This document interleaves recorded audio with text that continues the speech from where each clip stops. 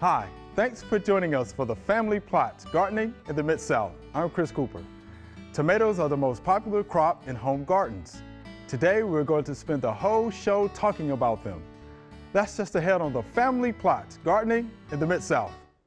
Production funding for the Family Plot, Gardening in the Mid-South is provided by the WKNO Production Fund, the WKNO Endowment Fund, and by viewers like you. Thank you.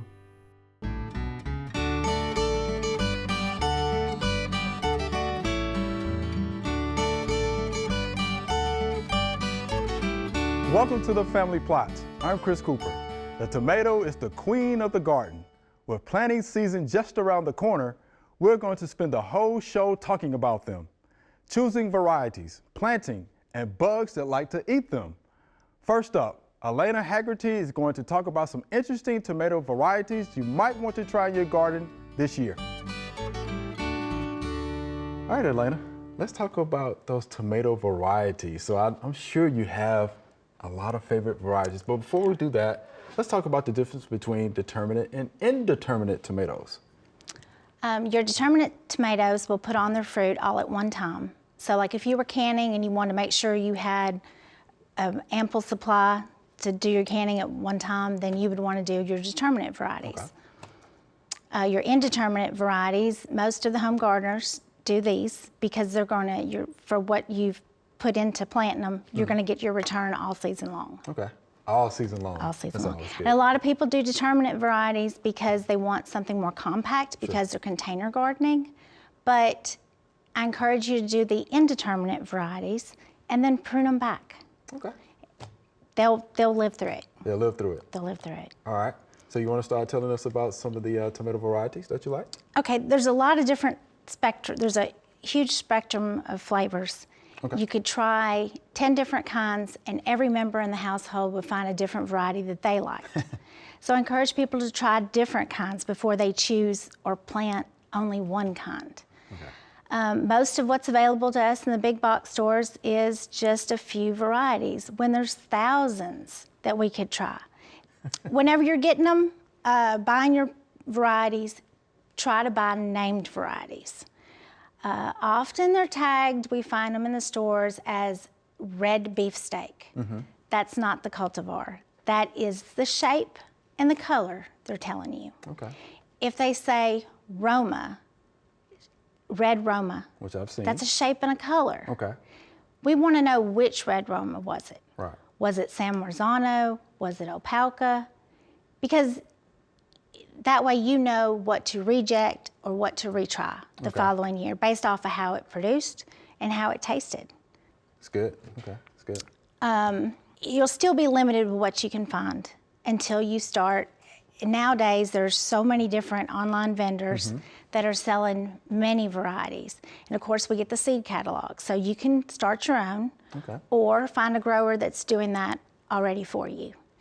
And then you open up a whole world to all the different kinds that you can't normally find. I like that. So you're encouraging folks to try more than just the one. They taste different. See. Right. Okay. And they're going to produce differently. Sure. Some do better in the cooler temps that we would see in the northern states. Brandywine is one of these. I'm familiar with that. There's some that do better in the late season, or they do better with a little bit more heat. And by that time, it will be a lot hotter. Yes. Later in the season, for sure. And the ones that say they're heat resistant, I've seen those. Generally, they're only talking about a few degrees. Okay. Tomatoes will set the fruit, and sometimes above 90 degrees, the pollen is not as viable. Okay. These heat-resistant varieties are saying that at 95 degrees, they'll set fruit up to 95 degrees. That 5-degree difference isn't enough to only include that in your garden. Okay. So try them all. Try them all. Worst case scenario, you can always self-pollinate. So let's talk about some of your favorite varieties. Okay, we start with colors, we start with reds. We're gonna let you start wherever you want to start. Okay. How about that? Some people like sweet tomatoes. Okay. I've got a couple sweet tomatoes. Giant? Watermelon, yes. Right. Watermelon is giant. Sweet tomato. Dad's Sunset is a good orange that would be sweet. Kellogg's Breakfast. Those would also be sweet. So let me ask you about that. So what makes it sweet though? The sugar content and also sometimes the acidity to it will make it, if it's not as acidic, it'll make it taste sweeter. Okay. Do you prefer the sweeter tomatoes? I'm more the acidic. So you're I acidic, think. okay. Yeah, but these are good too. But they're good, okay. But some people come and actually will request a sweet tomato. Okay. And that's, Got it. these are some that I've tried that do. If you're trying to grow Roma tomatoes or for canning and you don't want as much juice, you'll want a thicker fruit with not as much gel or seeds. San Marzano is a good tasting one. That. Then you've got some bigger ones with pink fang. That's a new one I'm trying this year. Okay. Ox heart tomato is essentially the same shape as the Roma, but it's like a Roma on steroids. So it's a strawberry shape. But it's got the same setup where the seed cavities are on the outside. So if you wanted to remove the seeds and have a thicker paste, now, I've never met an ox heart that I didn't like. But good. They're big and you're not gonna get as much fruit. Okay. So if you're, again, going for the Roma shape for the paste and tomato types, try the ox hearts. Okay. But keep in mind, you'll have to plant more of those. Right. But they have a lot more flavor than the typical Roma. Got it, okay. Some ox hearts would be German red strawberry, Wolford's Wonder, Russian 117. Now, good general purpose tomato, Okay. And what do you mean by general purpose? you're gonna get a lot of them. Okay, so a lot. A reliable production. Okay. Maybe not the best tasting tomato, but it's reliable. That's a lot. Good, okay. Stupus. Now, it's a smaller one, Okay. but you're gonna get a lot of them. All right. A lot of people have trouble growing, maybe they don't have enough sunlight and want at least 6 hours of direct sunlight. Okay. If you're not getting that, try Stupus. That's probably one that I think you'll get some. Those are cherries. Good, okay. Other general purpose, Big Zac, Beef Master. Beef master, how about that? Okay. Now, most people like the big, tasty tomatoes. right. They're like, I want a big, tasty tomato. Sure. This is what I got for you. Okay. Aussie, Brandywine. Okay. That's And pretty it good. is a little sweet too. Italian tree tomato, Italian tree tomato. huge. It's another potato leaf like your Brandywine, Okay. but they're good. They're good tasting and they're big fruit. Mexico, Neves Azorean Red. You've seen those in the store. Okay. Colored tomatoes. Yeah, let's do that. Your purples or your blacks. There's one called black, and it's about egg-shaped. Okay. Cherokee purple. No Cherokee Folks purple. know. No, that one. Purple calabash. I like those. Okay. Now those are the ugliest looking tomatoes. Oh, goodness. But if you don't mind it being ugly and you just want to taste a really good purple, it's a really good purple. Yellows and oranges. Dad's Sunset. Kellogg's Breakfast. Oh, Kellogg's breakfast. Persimmon. Golly. Now, green tomatoes. Okay. My mom likes these. Green tomatoes. They're ripe when they're still green. They're ripe. And they're green. They're gonna have a little bit of a yellow blushing at the shoulders, maybe a little bit of a pink blushing at the bottom, Okay. and they're gonna be a little squishy. So that's how you can tell when they're ready. That's the only way you can tell when they're ready. My mom likes those, Okay. but do not plant a whole garden of those. Okay. They have a tart taste to them. It's not gonna taste like a regular tomato, Okay. but mom likes them a lot. Hey, I'm going with mom. Anna's Noir is base green. We talked about that one. It's a sweet Okay, tomato, sweet. but it's really unique looking. Your striped tomatoes. Okay. These can be the most colorful, neatest looking tomatoes. And if you like to grow tomatoes, maybe you don't like to taste tomatoes. There are some people out there that do not like to eat them, but they like to grow them. If they like to grow. These are for you. Right, we know some of those people, don't we? Yes, striped ones, splotched ones. A well-known one would be Big Rainbow. Big rainbow. Yellow, and you'll get some pink splotches on the outside. You can slice them and you'll have that pink starburst in the center. How about that? Okay. Right. Pineapple, Pineapple. Hawaiian pineapple, but they're a little different. Hawaiian pineapple's got more striping, pineapple has more splotches, and they're huge. A little bit of sweet, they're fruity. Pork chop, Pork chop, all right. cherry tomatoes. All right. There's big cherries, little cherries. Okay. You've got your salad bar size. That Which would I be like. about like a quarter. And then there's the little mini marbles that served together, they just look excellent. Okay. If you like the little bitty ones, try Matt's Wild Cherry. If you can't grow or think you can't grow tomatoes, try Matt's Wild Cherry. If it Okay. ever makes once, I had one going for like 15 years. How about that? Okay. If you like that one, White Currant is a yellow version. These are your little wild cherries. Okay. Salad bar size, about like a quarter. Black cherry, that's different than your normal, and it's good. It's purple. Eye candy, that's candy. your salad bar size.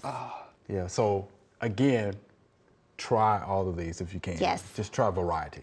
Yes. That's what you're asking. Find for. named Okay. varieties. Name, okay. Find a selection, and try different things. Just try different things.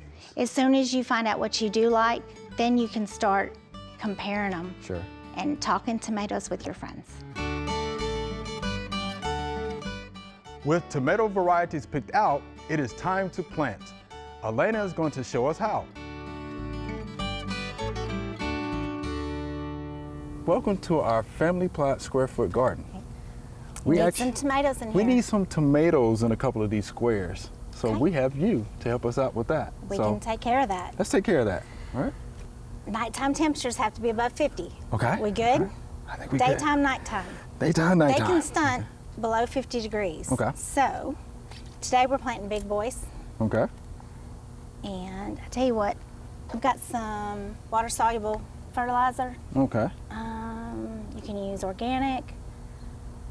So that's If your you're own an mixture? organic gardener. Okay. All right. This is just an all-purpose. All purpose? Okay. Good deal. I like to give them the fertilizer about 20 minutes before, 20, 30 minutes, Okay. so that before we disturb the roots, they can take it up without any restriction Okay. whatsoever or without drying out. A lot of times you put them directly into the dry soil, and then that dryness will start, the dirt will start to wick away the moisture on the root ends and Okay. could kill the root ends. Good. That's So a good point. give them a good drink beforehand. Good drink beforehand. All right. Okay, so the difference between a thin stalk on our tomato plant, All right. even in these transplants, versus a thicker stalk is how much of the stem you plant in the ground. The stem, when you bury it, will make roots all along the stem. Okay. So that's what's done when you transplant a little seedling. When they're burying it, that's making more roots and it makes a thicker stem.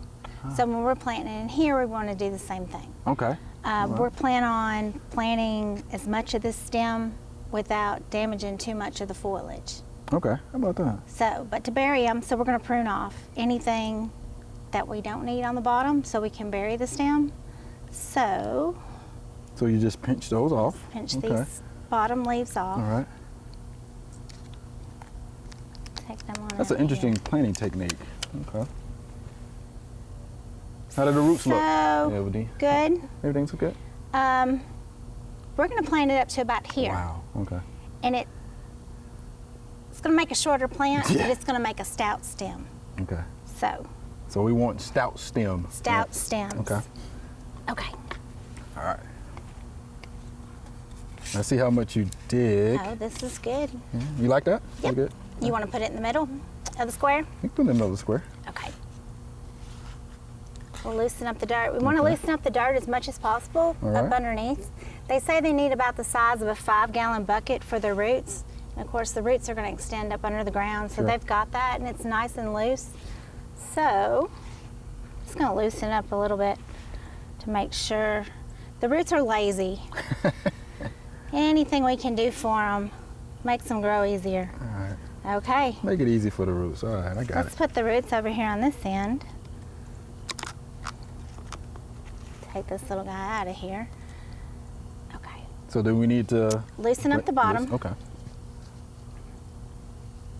And they call this the trench method too, where you just Trench. drag All a little trench. And we're gonna lay it down, break up the roots a little bit, right. Okay. lay it down, and we're gonna turn it up. And then we're just gonna cover it here. But I'm gonna give it another drink. Okay. Just to make sure. Which, I don't know why I'm always planting when it's dry as a bone and I have to use the whole gallon. Wow. But this is That's pretty good good. spring dirt, wet here, so we don't have to put as much. And then just cover it over. It doesn't have to be very deep at all. And then it's gonna turn up. The sun will come along and turn it up Right. even more, but we can bend it a little bit and we're not gonna break it. Okay. I sort of make it stand up a little bit. Now, Wow. when you're fertilizing tomato plants, you fertilize over the leaves because they foliar feed as well as feeding through the roots. I know when I pour the water over top of these are gonna end up on the ground. Mm-hmm. So I'm gonna pinch off these ends Wow. just so my water is gonna roll off like off a duck's back. Okay. We put some water down in the hole, straight to the roots, and then we're gonna water it in. What about that? So we're gonna water all the foliage. Okay. Now, it didn't drag it down because we pruned it and took Right. those big leaves off, and it's Sure. gonna make up for it soon. Now, how often would you fertilize this tomato? Couple weeks. Couple weeks. Go by the directions, do the stronger strain, stronger strength, Okay. and it's usually about 2 weeks. 2 weeks. Okay. And it should say that on whatever fertilizer you're using, Okay. or whether it's organic or all-purpose. Okay.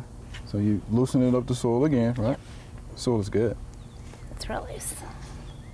Now, do you still do the trench method in a container or in a 5-gallon Yes. bucket? So you still And would? if you had a 5-gallon bucket, you would just roll this guy up and turn him up.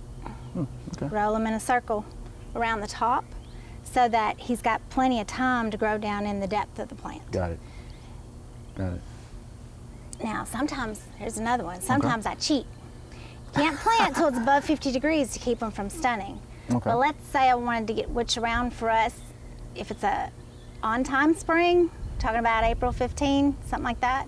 But if I want to get a start earlier, I get one of those cheap, like flimsy, like what you would buy a bush or tree in, like a Oh, yeah, 3-gallon okay. container. Right. And it doesn't have to be fancy. Okay. And I cut a big hole out of the bottom. Okay. So I can keep it inside, keep it guarded, pull it in on the cold nights when we get one here and there, Yeah. and then bring it back out during the day. Smart. And then my plants start before others. Gotcha. Then when I take, and it's got a hole in the bottom, I put a piece of cardboard down, put my dirt in, put my plant in, curled it up near the top, turned its little head up, and then as it fills up the container or grows to the bottom, it'll go on out that hole, and it can make its way out of that cardboard. Okay. Got it. That's how you can get a start a month or so, Okay, it's the couple early months start. before it's time to actually put them in the garden. Got it. Got it. Got it. But again, Okay. yeah, you would still be doing the trench method. Okay. All right. So not Now- deep. Doesn't have to be deep. No, it doesn't have to be deep. It's Okay. a shallow thing. It's shallow, So okay. let's say this plant was this tall. We would still lay it down. I could even lay it down over here, put its root ball here, and turn its head up in the center. Okay. But I would do the exact same thing. Okay. I think it's such an interesting technique. Okay. I didn't give this one any water in the hole to begin with, so we're going to give it more. Now, make sure I pinch 'em take these off, And again, why are you pinching those off? because let's hit it with the water and see what happens. Okay.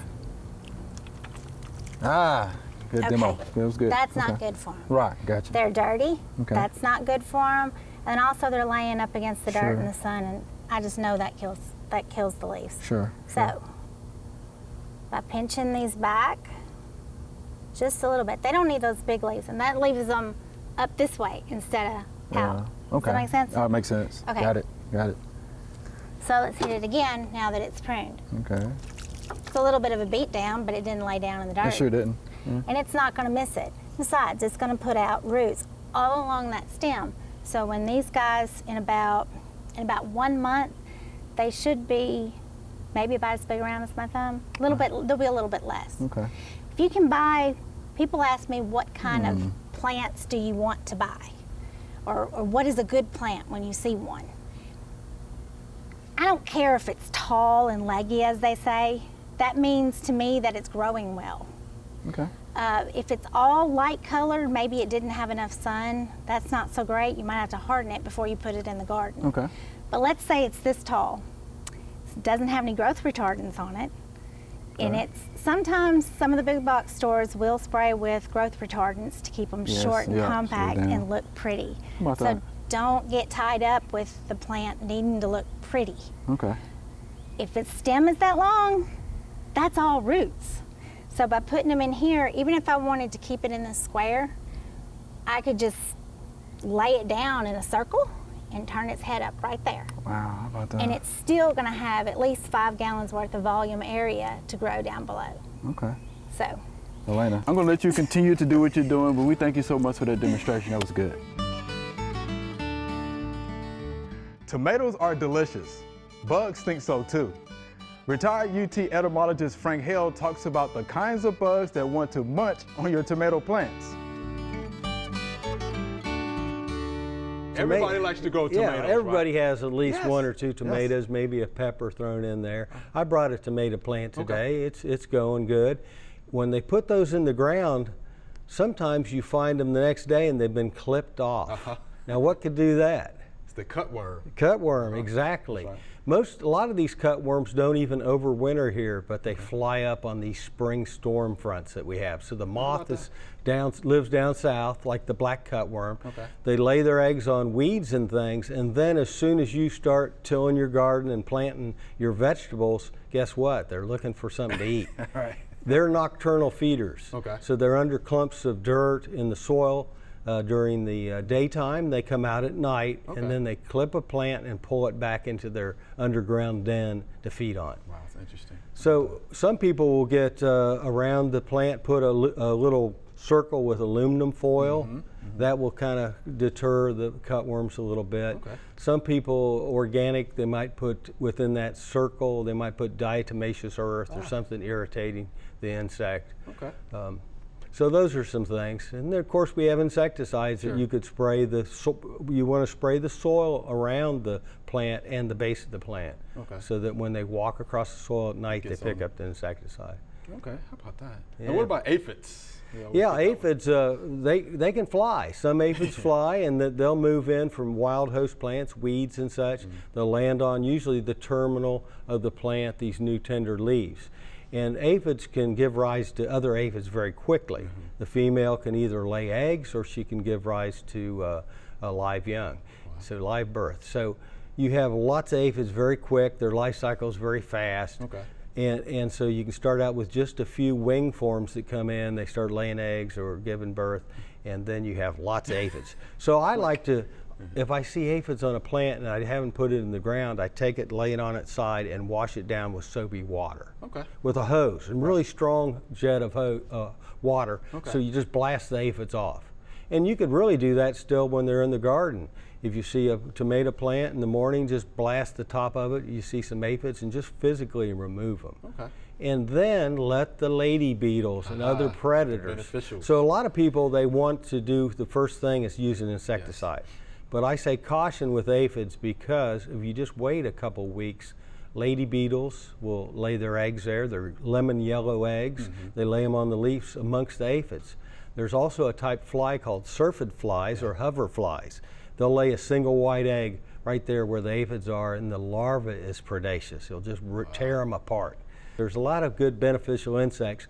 If we don't use a lot of insecticide in the garden, we can really build up good numbers of these insects. Good, So, I'm glad you mentioned that. Yeah. Good. Okay, so, yeah, go ahead. I was just going to say the next thing is protecting the fruit. So we have a plant, we've got good size on it, it's flowering. There's lots of different caterpillars that will lay eggs on the fruit or on the leaves nearby. Probably the big one you see is the tomato or tobacco hornworm. And they have the little tail looking thing at the tail end. And these caterpillars will get several inches long when full size, and often you don't see them when they're small. They kind of camouflage. One time, not too long ago, I had tomatoes on my deck, and guess what? We had corn earworms, we had hornworms, we had yellow-striped armyworms, we had southern armyworms. There's a whole bunch of caterpillars. And all of this you said was in the city. Yeah, this was right in city. suburbia, Right. and they find your plants. So the moths are out at night, they lay their eggs on the leaves of the plant or on the fruit, and then they hatch out in a couple days, and those caterpillars might feed for a couple weeks. Wow. So when they're tiny, they don't do that much damage, but maybe by the time they get an inch long, when they're about a 4th or 5th instar or stage, they can do a lot of feeding damage. For sure. Yeah. So usually you can pick off, if you just have a few plants, you can pick them off every day, but you have to be out there almost every day because they can do a lot of damage, and they're hard to see. Insecticides can be used. One of the safer products for caterpillars is BT. It stands for Bacillus thuringiensis. It's a bacterial toxin. It's very safe for humans to be around and pets, but it's very toxic to caterpillars. It paralyzes their midgut. And then they stop feeding almost immediately, and then they soon die. But it won't hurt your beneficial insects, your lady beetles, syrphid flies, and other things. Green lacewings, for instance. So BT is one of the safer things for gardeners to use. We have a publication, UT Extension Publications. It's called You Can Control Garden Insects. You might want to check that out. It is a good online. publication. Yeah, it has some pictures of what the insects look for and also control recommendations. Doc, we're glad you're here. That's good stuff. All right. Thank you, Chris. Thank you. We can tell you love this stuff. Oh, it's great. What's better? Thank you. Remember, we love to hear from you. Send us an email or letter. The email address is questions@familyplotgarden.com. And the mailing address is Family Plot, 7151 Cherry Farms Road, Cordova, Tennessee, 38016. Or you can go online to familyplotgarden.com. That's all we have time for today. Thanks for watching. If you want to learn more about tomatoes in your garden, head on over to familyplotgarden.com. We have lots of videos with tips for successfully growing tomatoes. Be sure to join us next week for the Family Plot Gardening in the Mid-South. Be safe.